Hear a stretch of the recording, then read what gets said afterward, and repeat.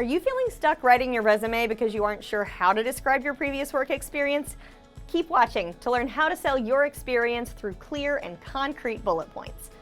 I'm Hope with the Berry College Center for Personal and Professional Development, and I'm here to teach you how to summarize your experiences using the WHO method. In this video, you'll learn why your experience descriptions matter, what the WHO method is, and how to use this method when writing your resume. This is the third video in our Resume 101 series.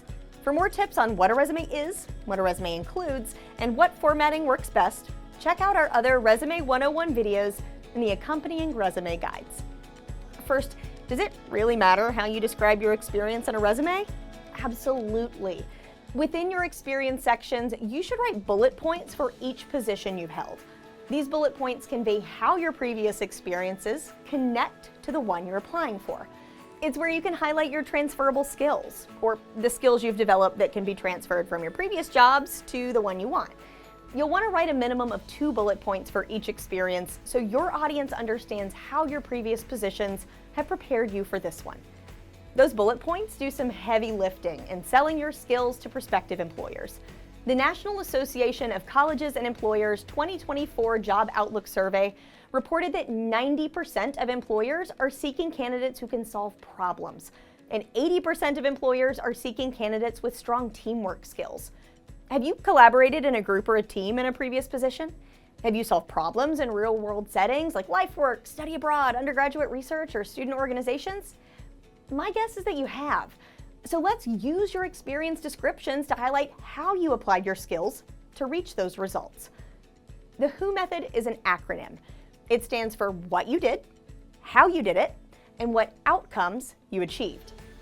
What you did includes the tasks and projects you were responsible for. This tells your audience what your role required of you. Let's say you're an editor for Berry's student lifestyle magazine, Valkyrie. One of your responsibilities may be to develop a content strategy for the magazine. Identifying that task is helpful, but that alone doesn't tell us enough to fully understand your role. This is where the H, or how you did it, comes in. Tell us what skills you applied or what methods you used to fulfill those responsibilities. For our Valkyrie example, you collaborated with other students on the editorial team for your content strategy task. So your bullet point would say that you collaborated with the editorial team to develop a content strategy. That's a decent description, but we can do better. Let's bring in O for outcomes. Explain the results or scope of the work. This helps your audience understand the broader context and what you accomplished. For our Valkyrie editor, the outcome is that the magazine was published. But someone outside of the Berry bubble isn't necessarily going to know what Valkyrie is or how much work goes into publishing it. Quantifying that outcome creates a clearer picture. So let's clarify that Valkyrie is a 41-page lifestyle magazine that comes out once a semester. Our bullet point then becomes, collaborated with the editorial team to develop a content strategy for 41-page lifestyle magazine published each semester. Even if I had no idea what Valkyrie was, this bullet point tells me the scope of what you accomplished and the transferable skills you developed.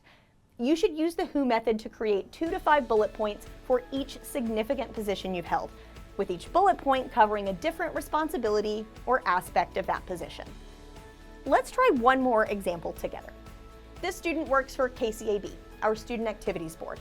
Their resume currently describes this work experience like this: responsible for planning and implementation of campus events.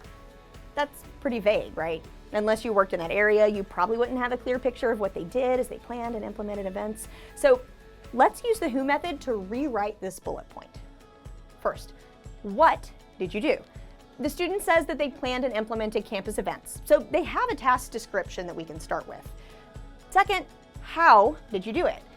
The student clarifies how they planned the event.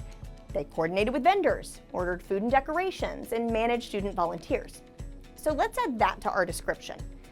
Finally, outcomes. What were the results of this planning? How can we quantify these outcomes to demonstrate scope? The student says that they planned 10 events throughout the year and that student attendance at those events was higher than in previous years. If we were to combine all of those details into a single bullet point, we might say, planned and implemented 10 campus events by coordinating with vendors, ordering food and decorations, and managing student volunteers. resulting in increased student attendance and engagement. This detailed description effectively highlights the student's accomplishments and transferable skills. Overall, the WHO method is a great approach for providing clear, concrete descriptions of your previous experience. As you apply the WHO method in writing your own bullet points, think carefully about your word choice. Your goal should be to help your audience envision what you actually did, not to exaggerate it. It is crucial that you are being honest and authentic in describing your skills and accomplishments. But that also applies to underselling your experience. Barry students commonly underestimate how significant their accomplishments are and revert to passive phrases like responsible for or served as. These phrases don't give you the credit you deserve. Instead of using passive language, use active verbs that highlight your role and cultivate concrete and compelling descriptions. This includes verbs like advised, developed, managed, maintained, and measured. You can find a list of active verbs to use on your resume on our website. Now that you know why experience descriptions matter, what the WHO method is, and how to apply it in writing your bullet points, you're on your way to having a career-ready resume. If you need help formatting your resume or tailoring it for a specific position, check out the other videos in our series or schedule an individual resume consultation with the CPPD.